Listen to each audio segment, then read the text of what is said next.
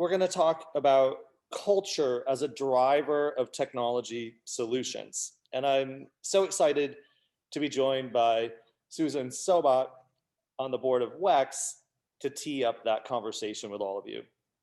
Then we'll talk about technology and environmental solutions. And we have Deanne Hurd, who's on the board of Eileen Fisher and a couple of others to tee up that conversation with all of you.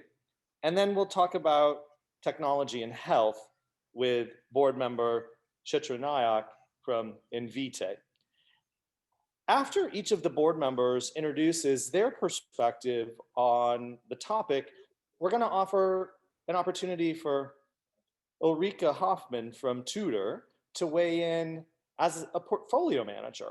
So how would she, as an active manager in a technology fund, assess these aspects for investment decision making?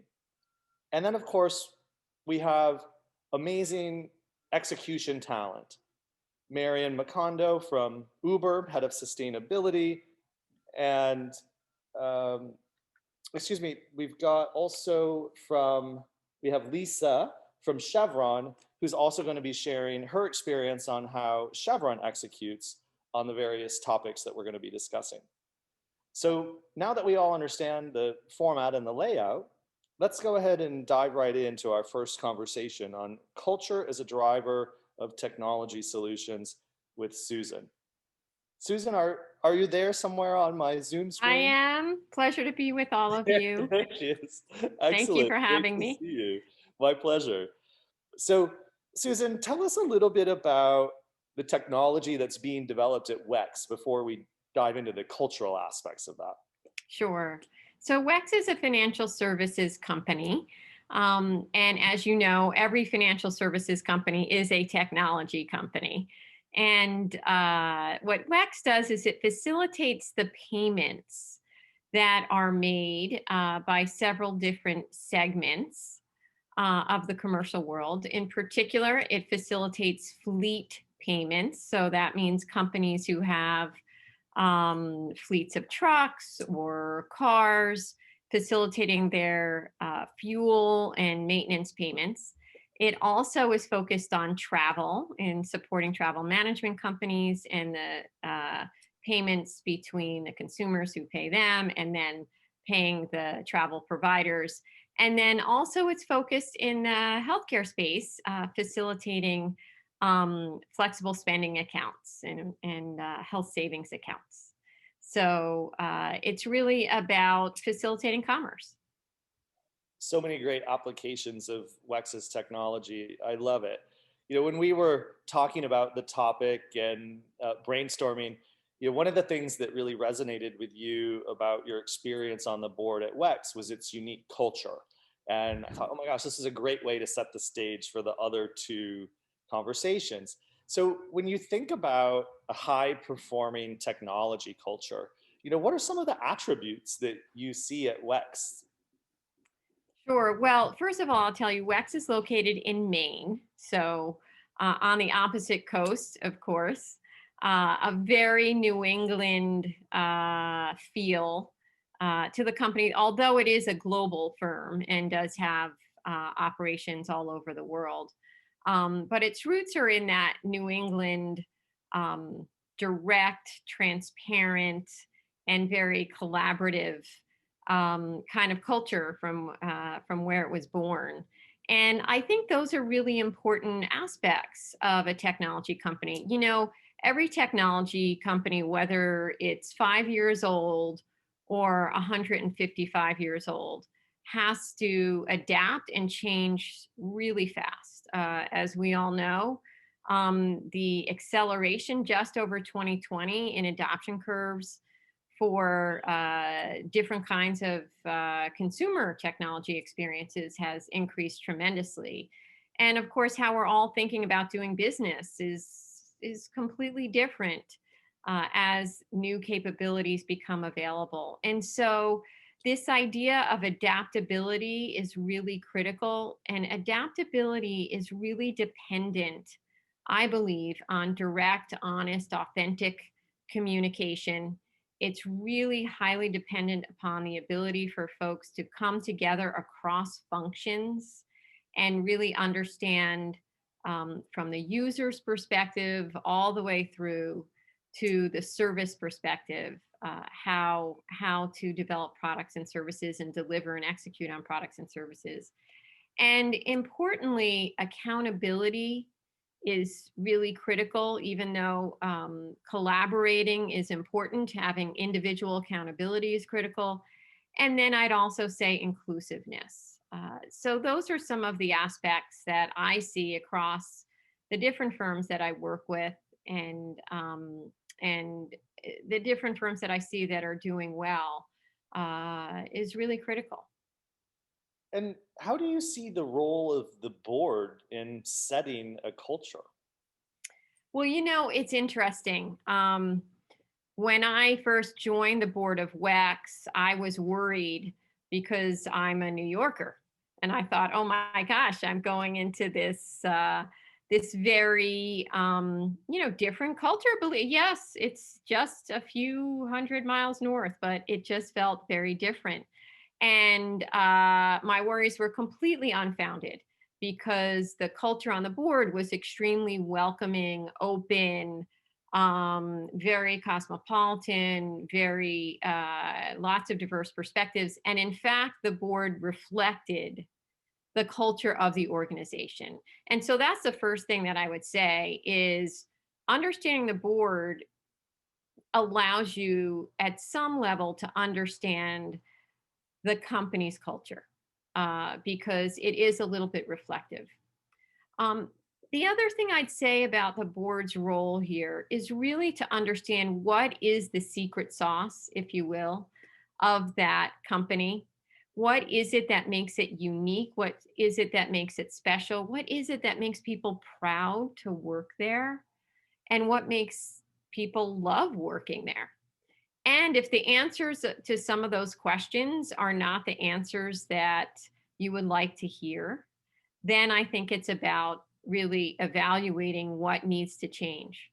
But if the company's doing well and those there are positive signals, I think the board's role is really staying out of the way of the culture and not trying to intervene.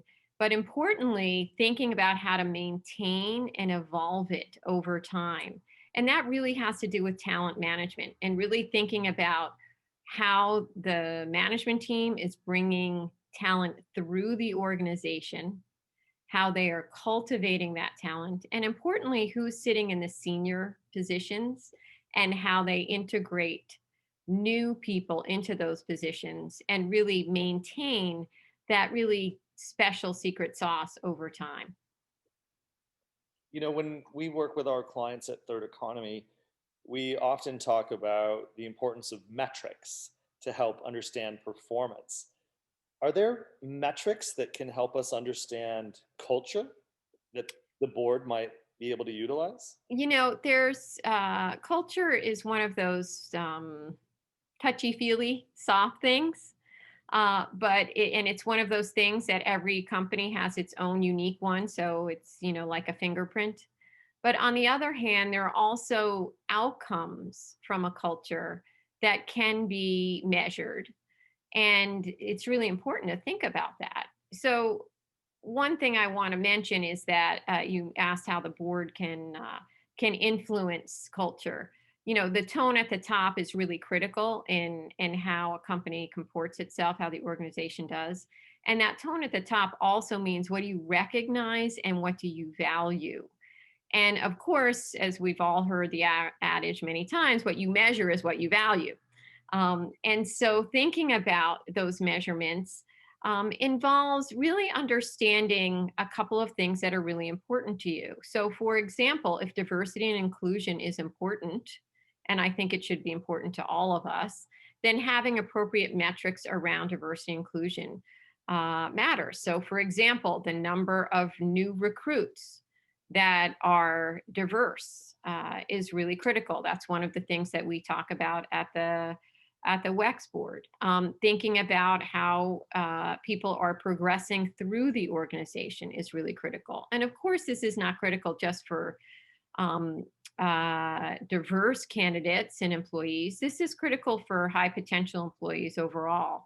So really understanding what the retention is of people who are deemed to be the future leaders, how they are progressing through the organization.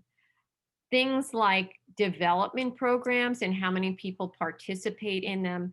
Things like community engagement. How many employees are really involved in some of the philanthropic efforts that are taking place?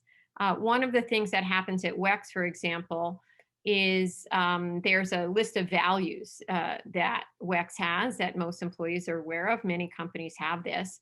But one of the things that happens at WEX is at all hands meetings, different employees stand up and tell their story of how they are committed to the community and what are the efforts that they're doing.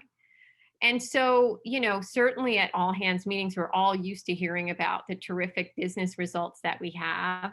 We're used to hearing about the latest product launch or new customer that was just signed and celebrating those. How often are we actually celebrating the person who is educating the community on the perils of drunk driving? That's a really clear signal. So maybe that one isn't as much of a measurement that can come on some kind of a dashboard, but it certainly is something that is very indicative of culture. So there's some soft anecdotal perspectives that also needs to be considered. And I'd also say on this metrics front, every company that wants to be successful over the long term has to really have a multi-stakeholder view. And that means really thinking not only about shareholders, but thinking about customers and thinking about employees and thinking about suppliers and thinking about community, and certainly in today's topic, thinking about the environment. And so really understanding that we are measuring all of our performance for all of those stakeholders and having specific criteria that we use to both engage and measure our progress with each of those stakeholders is really critical. And I think that's really influential on culture because it helps people see they're part of an ecosystem. And it's not just about how much profit we are driving or how fast our revenue growth is, but it's really about what kind of contribution are we making across the ecosystem for sustainable success over time. Susan, excellent tee up. Thanks for sharing your expertise with us. I want to ask Urike to weigh in from Tutor. Urike, when you think about your portfolio and Susan's description of corporate culture, how do investment managers assess corporate culture? And would the metrics that Susan mentioned be incorporated at all into your investment thesis or analysis? Yeah, thank you, Chad, and delighted to be here with you all.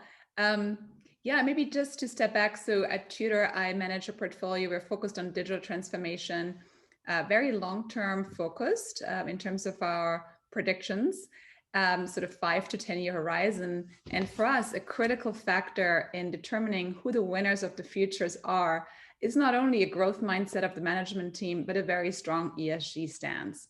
So we see that those as very strong alpha factors for our performance over time, very similar to what Susan mentioned. And the reason is that, very similar to what you mentioned, Susan, is that having a vision, having authentic leadership around values is something that's going to become much more important for employee retention, employee hiring, and also for customer trust. So at the end of the day, I see ESG a little bit as sort of the next generation of sales and marketing and recruiting. It's really about what you stand for. And we're in such an intangible and transparent world that it's no longer enough just to have, a big poster at the airport, to offer your services. It's about what do you stand for and what do you do in especially crisis situations like we have seen last year. How do you react as a company? These are much more brand building in terms of your, corporate image than probably, just what you pay for in terms of TV ads or, online advertising. So that's a little bit the philosophy. Culture is a tricky thing to evaluate as an investor for sure. But we look at metrics. We try to, for each category of ESG, we try to be as tangible as possible. We have a lot of discussions with our portfolio companies around certain metrics. And certain just attitudes, how are they looking, for instance, this year at reopening? What's their strategy about flexibility of work between office and home? So a lot of it is dynamic in discussions. But in terms of culture, I think one metric that we like to look at is voluntary churn. So, if there's a good culture, you'll be able to retain people for longer. You don't have to rehire, as many new people, because people are really excited about what you stand for and the vision. So that's maybe one metric that I would, reference there. And then, on the culture side, it's not only internal culture, it's external culture. We're also pretty focused on the consumer side on, what's your net promoter score? How easily are you going to recommend, the company's services to somebody else? So, maybe those are two concrete things that we try to proxy, but I wouldn't say that that's all we're doing. These qualitative assessments in our corporate dialogues are a big portion of, how we view the culture and the strength of the leadership. Well, it's funny because both Susan and Ulrike, you've mentioned the challenges in managing culture, yet you both provided some great metrics to help us make our way through those challenges. So there is a way, and I'm happy to see that you're leveraging those in your respective approaches. I want to bring in Marian from Uber. Marian, how at Uber are you, as the head of sustainability, helping to drive Uber's culture, specifically around DEI? Yeah, well, I hate to start this off by saying this, but I'm pretty sure that Susan and Ulrike took my notes. So I'm gonna have to wing it for this part of the presentation. So I've worked in this intersection of investors and environmental, social, and governance issues for like 15 years. And the way that I see it differentiates it from other variations on a theme of corporate responsibility or sustainability is its focus on shareholder value. And I always joke in my internal presentations that when I come to work, I stop caring about people and the environment. You have to take off your people, and I care about shareholder value. And it's your job too. That's what we're here for. But then I always hope my internet doesn't cut out and that's the end of it, because it follows up by saying it's the same story. If you don't take care of the natural capital and the human capital on which your business relies, you will not be successful in the long term. So Uber, as you may have heard of the company, it's been on a very, very well documented cultural journey. In 2017, our internal private cultural company journey was in every newspaper. It was full-length books written about it and blogs, and it was palpable in the boardroom too, that something wasn't right. And anyone who works in governance may know or believe that culture eats governance for breakfast. So if you don't get your culture right, like that's hugely problematic. And to Susan's point, it's very difficult to measure, and it's even more difficult to manage. So we've taken a very vocal and forward approach to managing our culture, including diversity, inclusion, anti-racism, and equity. Those are huge priorities for Uber, both in our workplace, in the workforce, and through use of our platform. So like many companies in the wake of the George Floyd protests, we came out and made these bold statements about anti-racism and who we are as a company. Delete Uber if you're racist. Just say this right now. Anyone on this call, if you're racist, you don't belong in an Uber. Because we're a tech company and we have our head in the clouds, but the fact is we also exist very much so in the real world, and we're putting people together. We're matching a driver and a rider or an eater in a restaurant, and we're putting them in the same physical space. So it's very important to us, not only in our workforce and in our employees, that we're looking at these things, but also through use of our platform. So we followed up a month later after our statements that came out immediately in the aftermath, and came with 14 commitments, which are in our ESG report and other places, and we externalize those. And for Uber, a really important part of our story is this radical commitment to transparency. And we want to be held accountable. I want you to hold me accountable for what we're saying we're doing and what we are doing, and making sure we have demonstrable information that you can make decisions about, whether you are an investor or you are a director. I want to make sure that you have data that's clear and granular and actionable. So just a few things. I know that the focus of this panel is specifically on technology. So I want to talk a little bit about how we use technology to identify and act on gaps in this space. So probably many of your companies do self-ID surveys in the US and potentially out, depending on privacy considerations. So in 2020, we expanded our global self-ID survey so we could get a better understanding of our workforce composition, and to better identify and serve our employees, and also to get better information about intersectionality. So we're disaggregating racial categories or rolling out caregiver status so that we can identify when someone takes care of children, or if they take care of parents, a spouse, or another family member, which was particularly important during COVID. I don't know about your companies, but COVID, to me, it just sharply drew all the lines of inequity along all dimensions of ESG issues, including caregiver status, right? And whether or not you needed flexibility to manage your workday in a way that's most appropriate for you. So we collect all this data. So we get all this data, but what do you do with it then? There's a lot of risks with having big data. The next thing you have to do to collect it is make sense of it. And only after that can you prudently act on it. So we have a tool called Vizier, which helps show us how we're doing on attrition, retention, promotion, performance, and management. And that helps us see in real time how we're doing on representation in all those areas.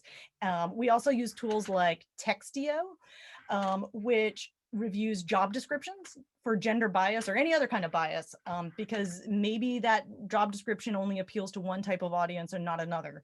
For example, as I was preparing for this panel, I reached out to our data science team and they said, rock star. You can never use the word rock star because 65% of women won't apply.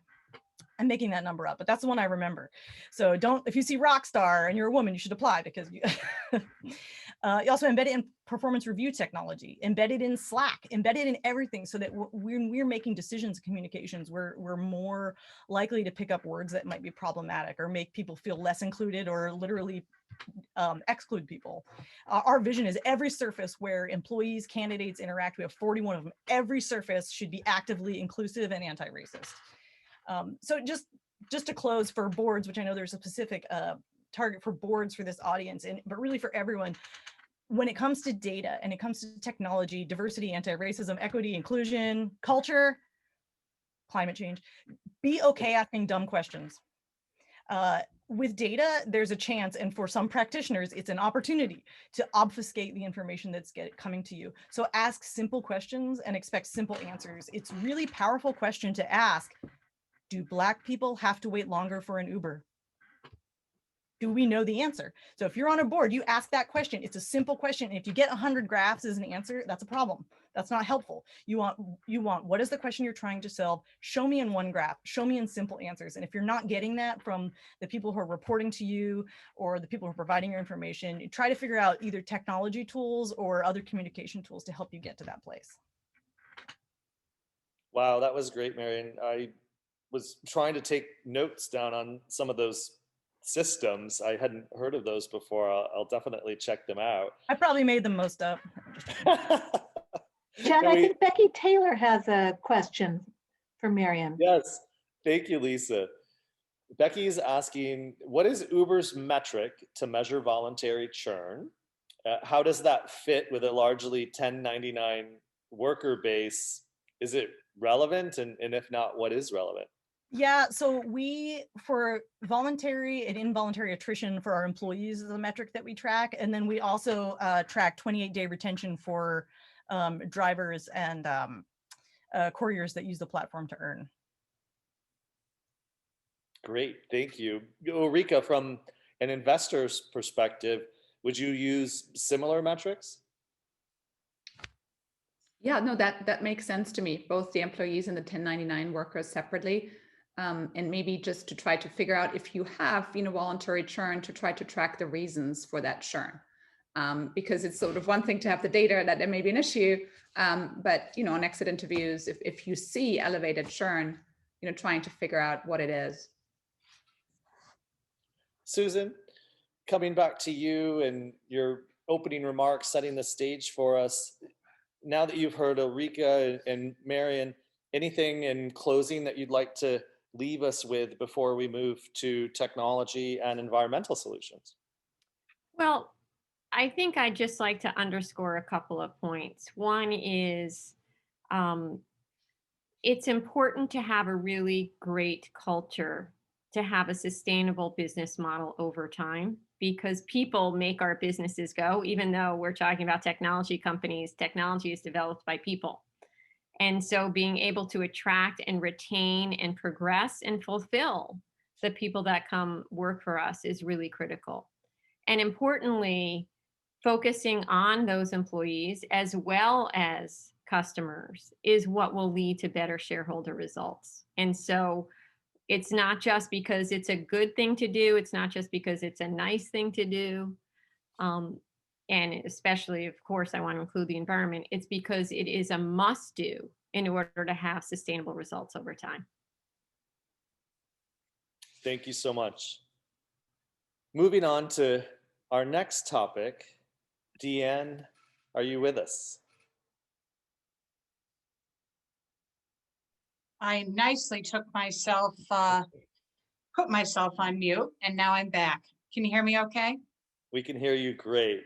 And Great. I just, before we kick off with Deanne, I just want to mention to the participants, please feel free to unmute and ask the question. So if you're comfortable directly engaging as opposed to me posing the question, we're happy to have you join us in that way. So the next questions that we get in, I'll make sure to ask if you would like to ask it yourself or if you'd like me to ask it for you.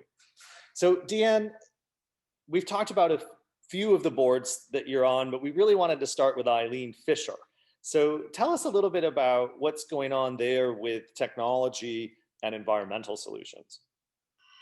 Well, I will, and thank you so much. I'm so pleased to be with all of the esteemed panelists. Before I go to the intersection of Eileen Fisher and technology, I just want to say a couple of things really resonated in what the panelists had said previously. And one was the comment that, people really care these days. Employees care about what a company stands for. And those of you that know Eileen Fisher know that from the absolute get-go, Eileen Fisher was concerned about two things: women and sustainability. So the culture at Eileen Fisher is rock solid, very defined. And when I came on board in 2017, I met Eileen and she had no board of directors. So my challenge in helping her form her board, Chad, was I had to form a board that reflected this incredible culture that was already within the company. And further, somebody mentioned this incredible trend towards value-based purchasing. And that is what Eileen Fisher is using to attract the millennial generation. It's not necessarily our clothes per se, it's the sustainability and everything that's wrapped around the Eileen Fisher story. So that is the single element that we're using to attract, to attract the millennial investors and customers. But getting back to what we are doing from a technology standpoint, and I do, Chad, want to talk about my road and bridge construction company, because I had a couple of thoughts after you and I spoke, and it really is profound what's happening over there. But Eileen Fisher is a leader in what is called circular fashion. And circular fashion means that she believes, we all believe, nothing should end up in a landfill. No fabric should end up in a landfill. So what do we do about that? Well, our garments have first life, second life, third life. Very briefly, first life is you buy the clothes either at a department store or online, especially online these days, or in the store. The second life, we have a program called Renew. You bring your piece of clothing back, you get $5. We take it in, we wash it, clean it, mend it, and we recycle it and sell it, once again, probably to a millennial at a greatly reduced price.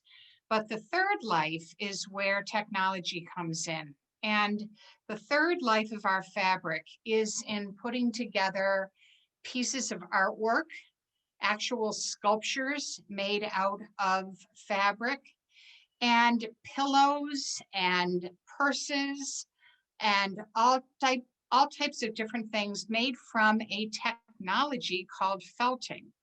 And felting is where you take layers of clothing. It turns out that this has been going on for years and years, but you take layers of clothing and you meld them together, and you felt by a machine that is rapid fire needles, and this beautiful conglomeration of different fabrics comes out.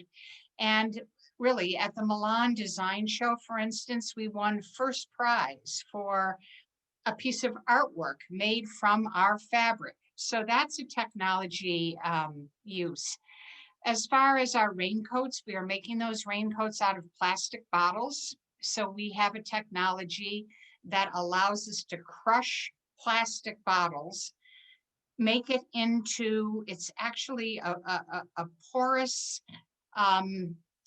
pulp that we then put into the fabric of a raincoat. That's another one. And of course, water. You know, water is incredibly, fabric and apparel industry is the second highest user of water. So in order to save water, which we desperately want to do, we are using all kinds of different technologies to try to lessen the amount of chemical exposure. We use organic cotton and so on and so forth. So all of these great initiatives are initiatives that involve technology and connect technology with clearly the environment. And once again, getting back to culture, our employees and our customers love it. But Chad, you heard me in another one of our panels together talk about my road and bridge construction company.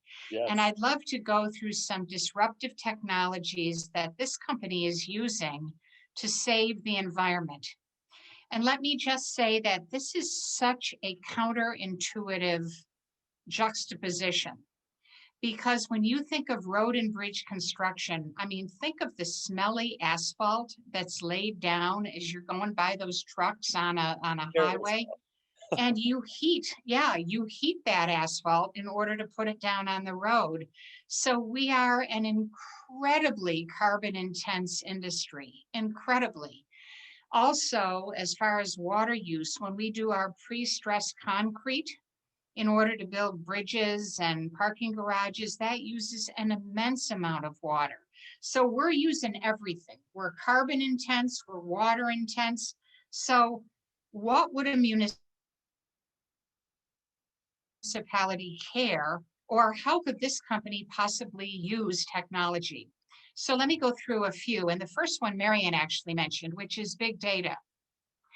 We are using, and this is so simple, but when you get to the question to me, how did the board come in?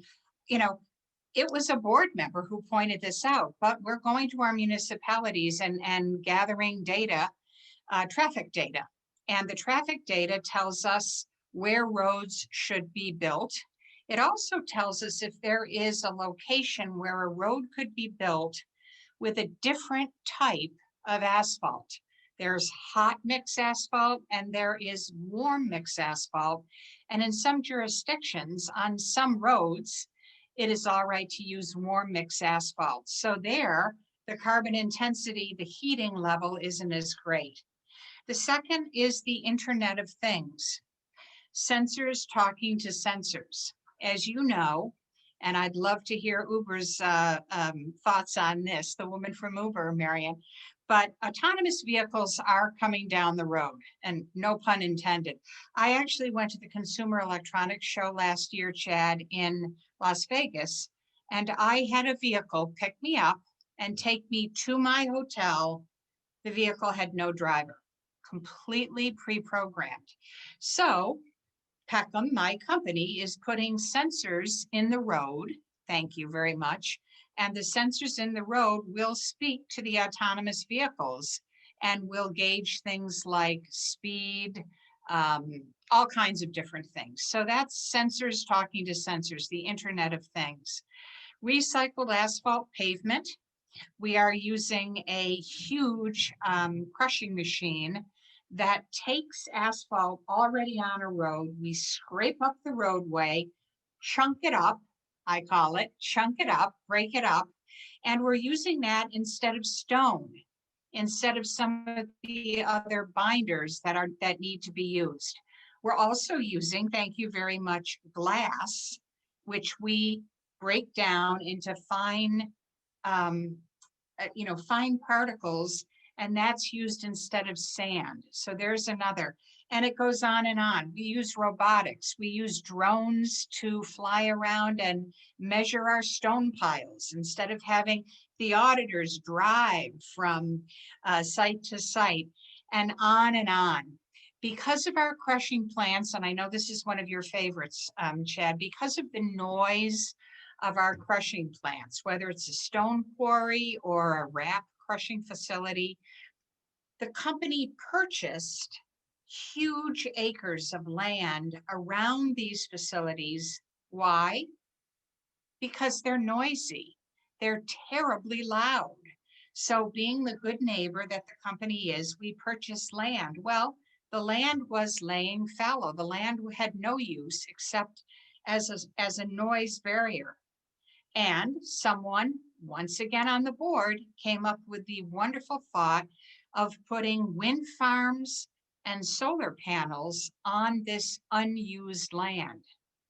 One of the mandates of our CEO when we went into a strategy session was, can you come up with some revenue that is not dependent on the weather that we could use in the winter? Well, the wind blows in the winter and the sun shines in the winter. So there you have it. So there are some technologies, some disruptive technologies that we're using for a company that is so thought of as an environmentally harmful entity. So I'd love to hear what others think. Fascinating. I always love hearing Deanne share her board experiences because as she noted, I get very excited about them. And you also pick up on one of the things that's really important to me, ESG, or how companies manage for financial sustainability versus impact, or what are the consequences of the products and services that you're creating. Urike, I know you and I have also chatted about that duality between ESG and impact. And when you think about the types of technology that Deanne just described, how do you think about those as an active portfolio manager? Are you integrating ESG? Are you buying based on impact? Is it both? It is a little bit of both. I mean, we're very much focused on the theme of digital transformation. So Deanne, you mentioned, IoT technologies, big data. So those are big investments for us because I do believe, like you, that they have direct benefits, both on the ESG side, and the bottom line. And, there've been examples, I think, Google has pointed out that using the AI, you can really reduce, for instance, the energy footprint of the data centers by like 30 to 40%. So using big data is a really great tool to actually have positive ESG outcomes as well. We are specifically focused on those tool vendors and those digital next businesses. So, we wouldn't necessarily within this mandate invest in construction businesses. But like you said, a lot of the tools that you deploy would be very much within our scope. And partly investing into digital is also a way to invest in the decarbonization of our economy. And maybe back to your question, or the question of this panel, is how can you use technology to help with an ESG footprint? I think, first of all, on the E side, you can always ask as board members, one question to ask is, what are the like across all industries, what do travel expenses look like? And what is really needed versus what can you replace with video conferencing? I mean, just being here together in this panel virtually, saves tons of CO2 emissions. So maybe as board members to say, can we rely on video conferencing technologies more, and maybe even report on those savings in CO2 emissions, year over year. You have a lot of also sort of travel and expense management software that can show you the miles traveled. You can complement that with the video conferencing tools. So I think that's one way we can use technology, for ESG purposes.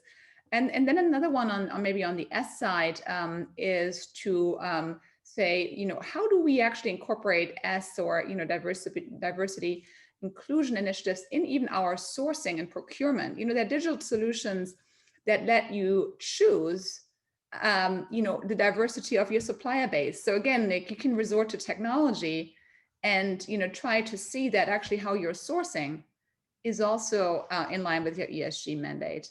And, on the healthcare side, there are digital platforms that really help employees navigate much better through the health journey than just traditional platforms. So I do think, there are a lot of tools on the technology side that as board members, you could suggest, to the companies to embrace to really enhance the ESG stance.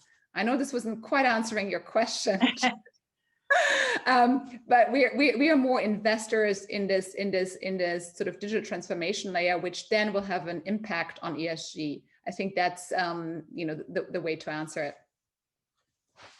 Deanne, did you want to respond to any of Ulrike's comments? No, not really. I agree with everything, and no, I'll weigh in. Okay. I'd like to ask Lisa Epifani from CHEVRON to weigh in. Lisa, I know you have a view on technology and environmental solutions, and wanted to hear some of your thoughts. Absolutely. Thank you, everyone, for inviting CHEVRON to join in this conversation. And before I talk about CHEVRON's focus on the energy transition, which is where a lot of our efforts related to technology are focused, I do want to say all the comments related to culture very much reflect and resonated with me in my experience at CHEVRON. And I would just advise folks to put on their radar an effort by the Sustainable Accounting Standards Board, SASB, to develop recommendations around human capital management to try to get some of the metrics, many of which were mentioned in the conversation, into a framework where more companies can do it in a consistent and comparable manner. So I'd put that on your radar, and as they're just today going through their workshops, and probably over the next 2 years, we'll be developing those recommendations. So we can take some concrete steps to capture information about retention rates and churn and diversity. So just wanted to share that and highlight that for the members of the call. At CHEVRON, of course, at CHEVRON, I wanted to talk about our energy transition strategy. And there, we're focused on advancing a lower carbon future. We have 3 action areas that we're focused on, and I'll walk you through them to give you a highlight of how we're putting technology to work to achieve these goals. First, we're lowering our carbon intensity as cost efficiently as possible. Second, we're increasing the use of renewables and offsets in support of our business. And third, we're investing in low carbon technologies to enable commercial solutions. And it's very important that as part of our lowering the carbon intensity, we have metrics for oil, gas, methane, and flaring. And we have designed those metrics on what we are calling the equity basis and a commodity basis. And I emphasize that because we are one of the first among our peers to use that equity basis to measure our greenhouse gas emissions contributions. And it's important because equity means that we are measuring what Chevron's ownership interests are in emissions, not just the assets that we operate, but those assets that we don't operate as well. A number of companies have made pledges about reducing their emissions, but they're only covering their operated emissions. And that means if you have a lot of joint ventures in Russia that you're not operating, you're not telling us how you're going to reduce those emissions. And so it's very important to be as honest as possible in terms of how are we contributing to a solution that the whole world is pointed at in terms of reducing carbon. The other thing that makes our approach different is that it's commodity based. And there, what we mean is we have a metric focused on oil use and one on gas use.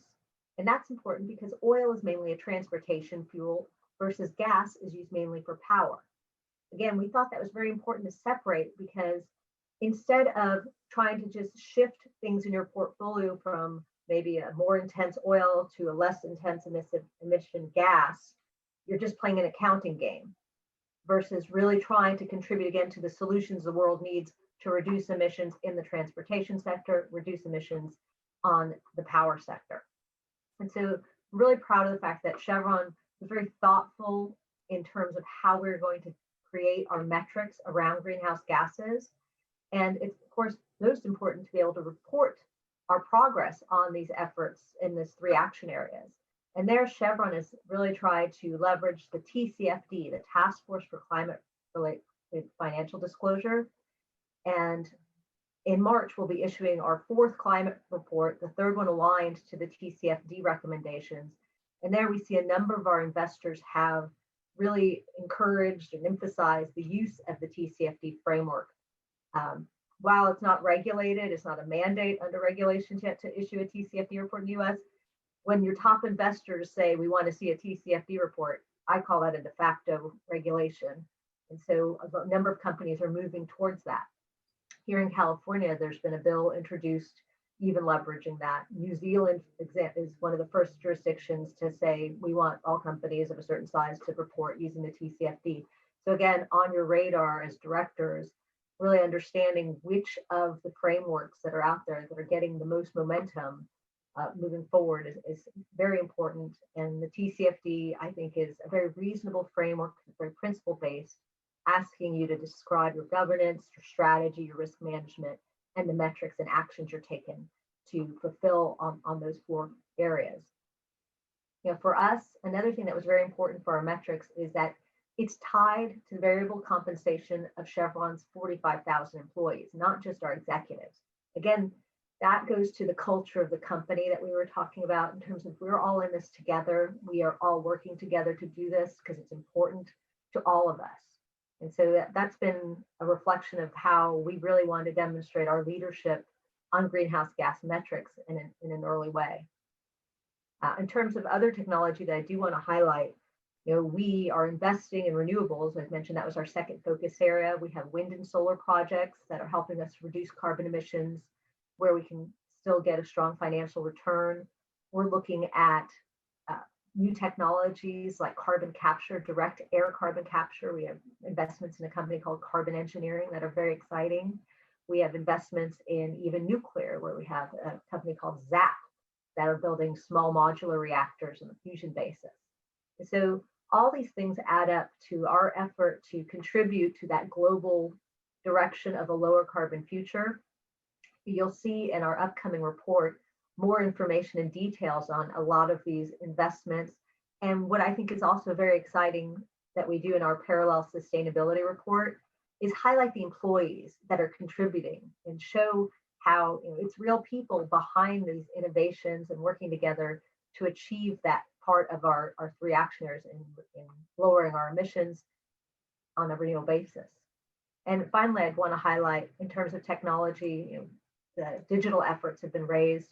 And there, Chevron is really trying to take advantage in terms of carbon accounting, of digital technologies that are going to help us use blockchain information to understand the value chain emissions so that you could actually measure where a molecule is being used and where it's being reduced. So that's very important. Without that, you're not going to be able to develop the carbon markets envisioned in the Paris Agreement Article 6. And so while a lot of people are voicing ambitions of reducing all scopes of emissions 1, 2, and 3, it's really hard to do unless you have a system to account for all of that. And so we're focused on that part of the solution on a digital basis and technology basis of how do we do this accurately so that we're honestly representing the reductions we're making? And it's so challenging because, look at Marian as, my Uber friend. Well, if Chevron produces a barrel of oil and then sends it to Marathon's refinery, who then sends it on to Walmart to sell, and then an Uber driver picks up that fuel, and Chad gets in the car. Well, whose emission was that? All those different segments are touching it, and every one of them go from a production effort to an end use. And so someone's scope 3 emission of the consumer's use is really still tied to the production effort at the beginning of the chain.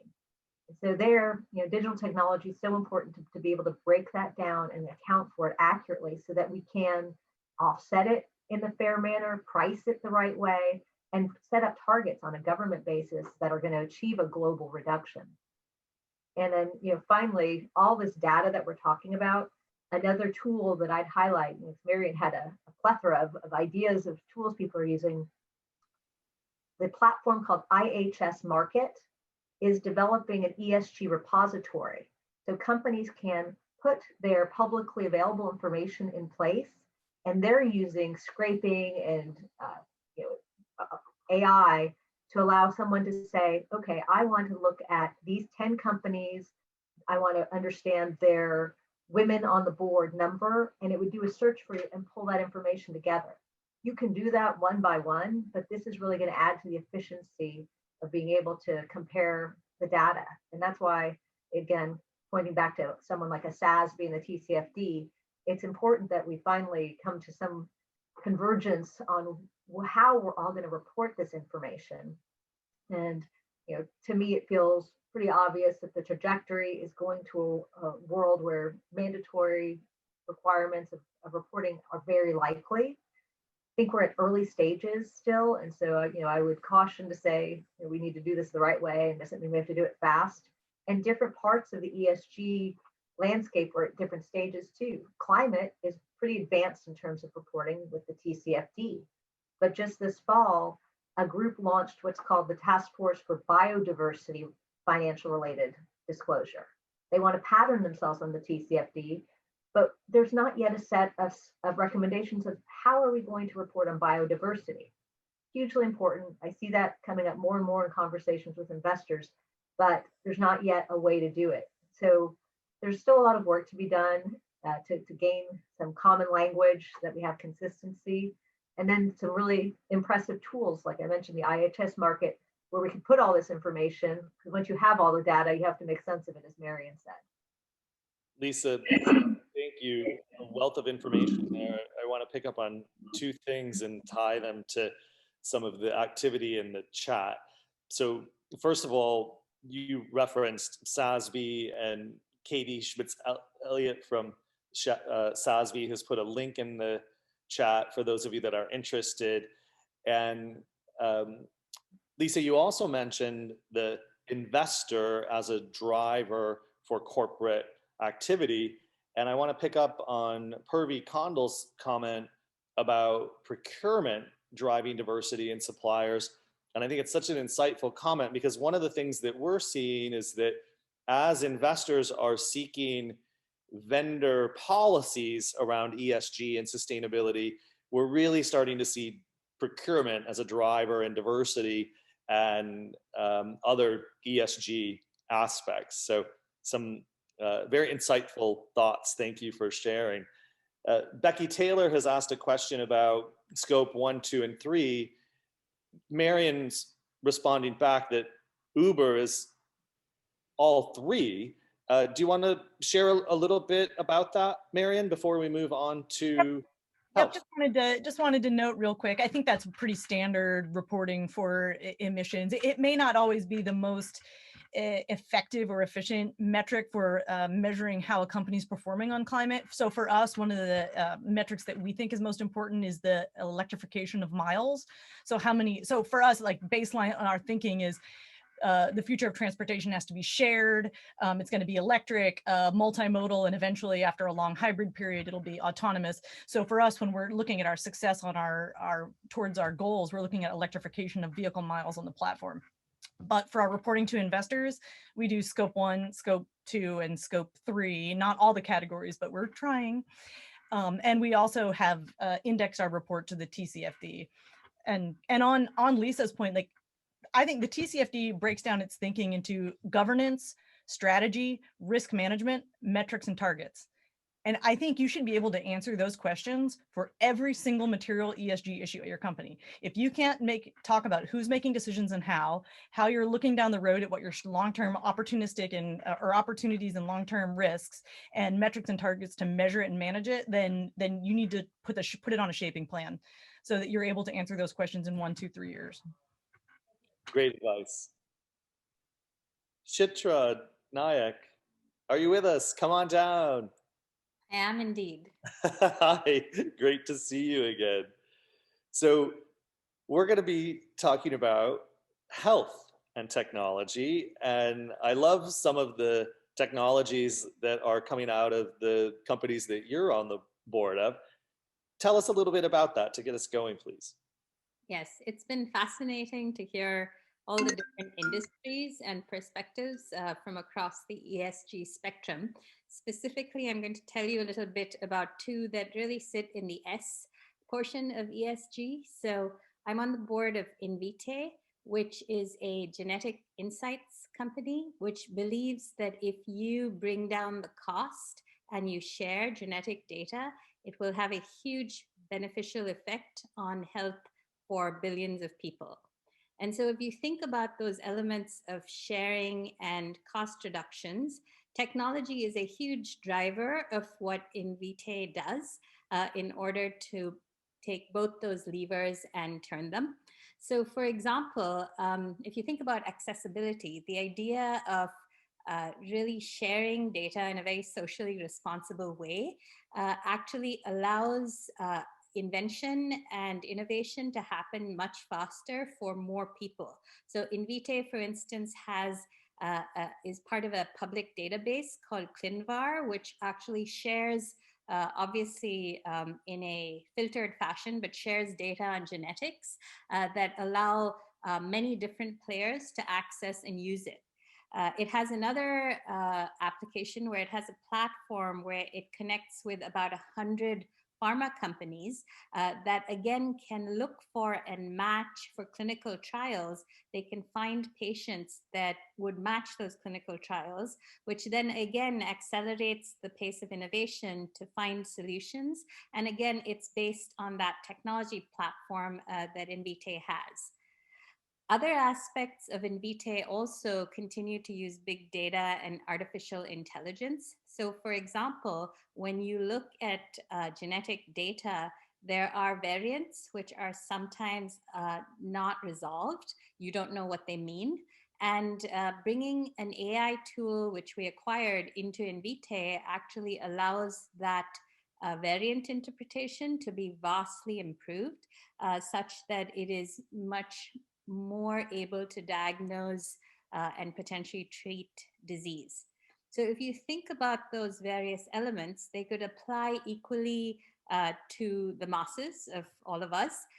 But in fact, because it is a big data play, it can also help with accessibility for minority populations where there isn't enough known about a lot of these genetic variants and how they play in different minorities. So again, the company is able to take that lens that it has and participate in some NIH programs that bring together minority data such that they can figure out a cure faster using this genetic information.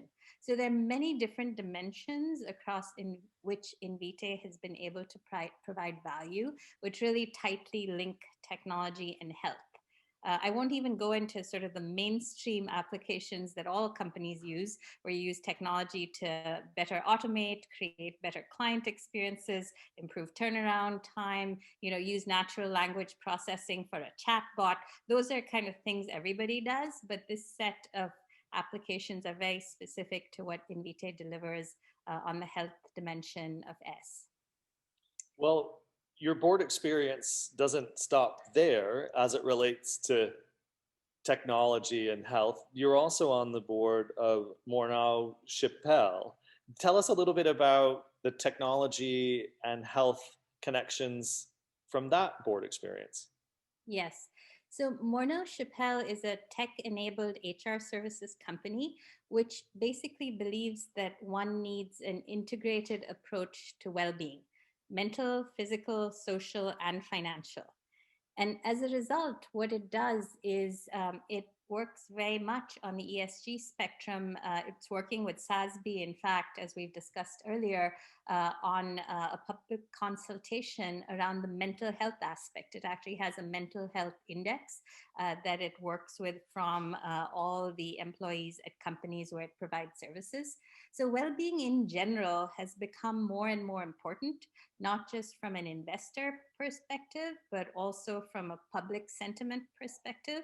And so in Europe, in Canada, where this company is housed, and increasingly in the US, employers are becoming more and more accountable of necessity for the well-being of their employees. And so what Morneau Chappelle does is actually develop a playbook that then helps companies who want to lead across this dimension. Because if you think about it, if you truly wanted to bring this population health approach to companies of the world, it is really important that it is scalable and it is personalized. And the only way to do that is through technology.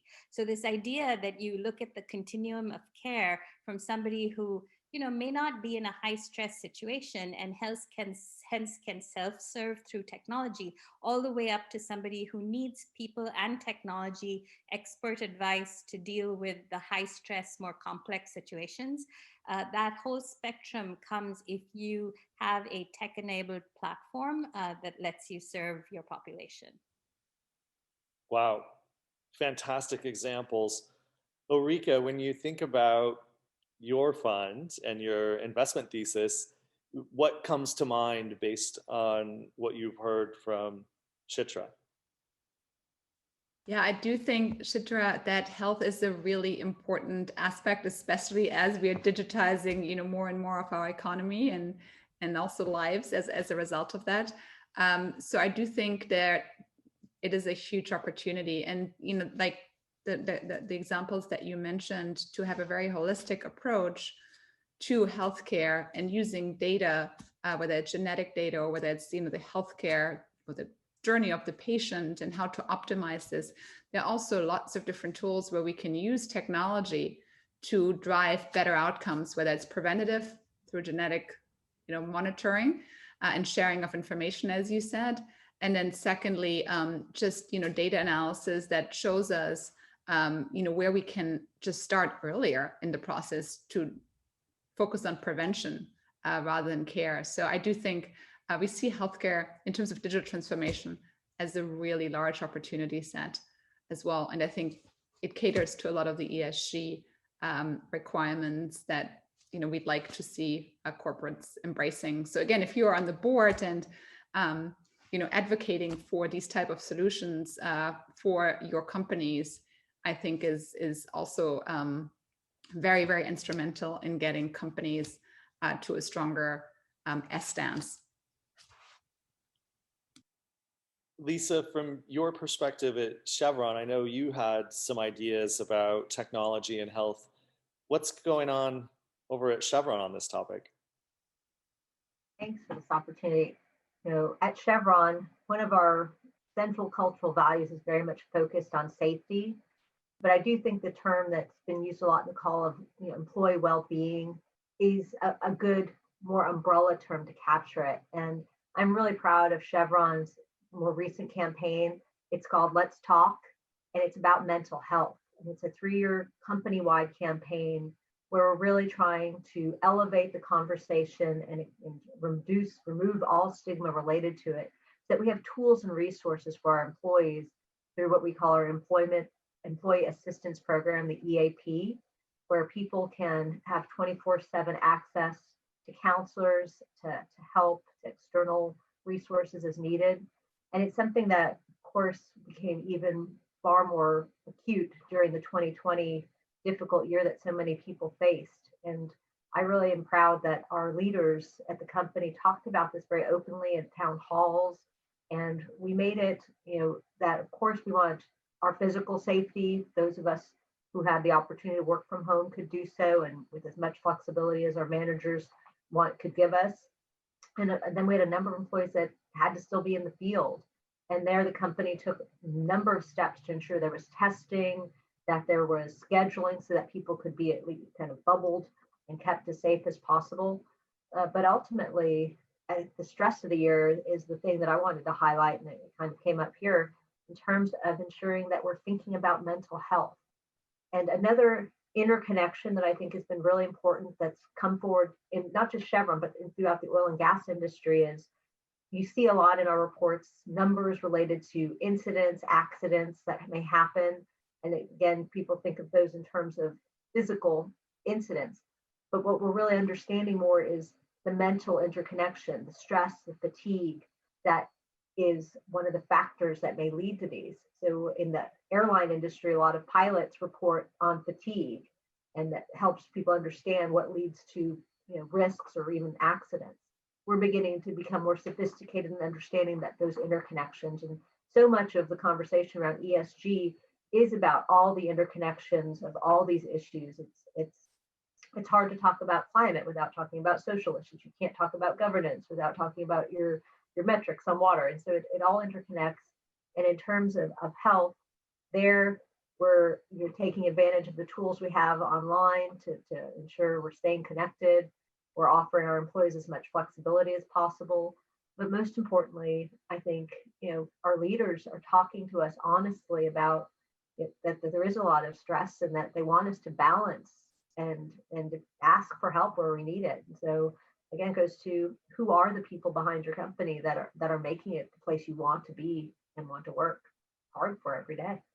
Yeah, Lisa, if I may say, everything you're describing is so much what Morneau Chappelle does. It's basically at the core something called LifeWorks, which is an employee assistance plan with the mental health, the physical health, the communications elements. And in fact, what they do is also predictive analytics to show that financial health is very connected, as you said, to mental health and stress and substance abuse. And all those pieces actually work in concert.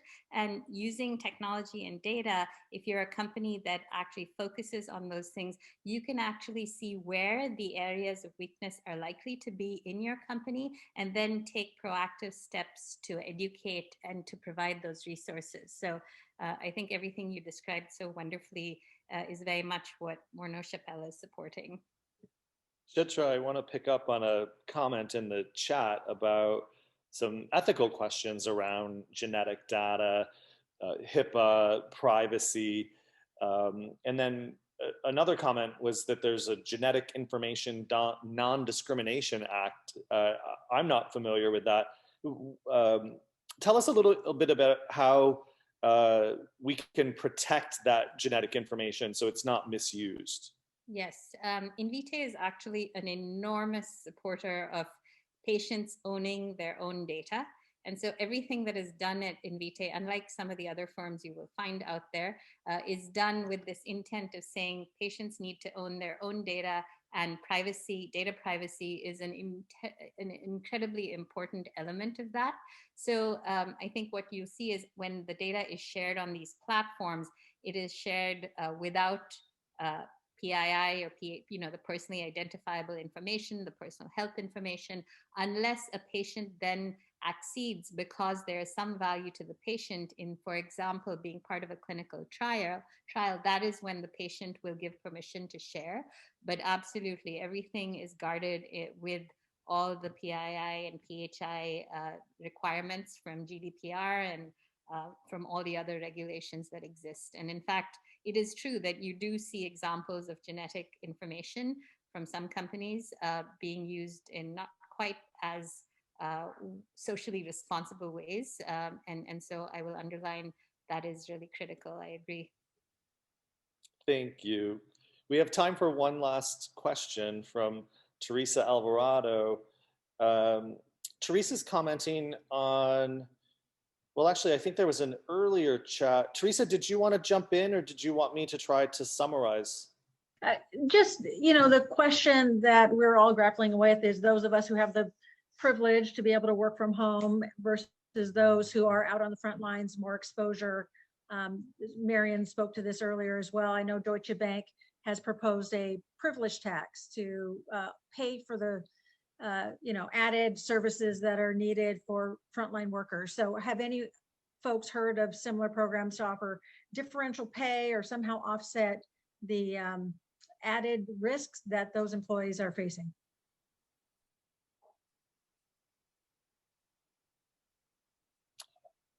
I was not aware of Yeah. that proposal, so that's really interesting. Thank you for sharing it. And it's something certainly, all companies have to look at, and it is very much a privilege to be able to work from home. But at the same time, I feel like we're working a lot more from home too. So we have to balance that with it, because all those commute hours where you had a little quiet time to think and maybe listen to the radio are now suddenly in front of your computer.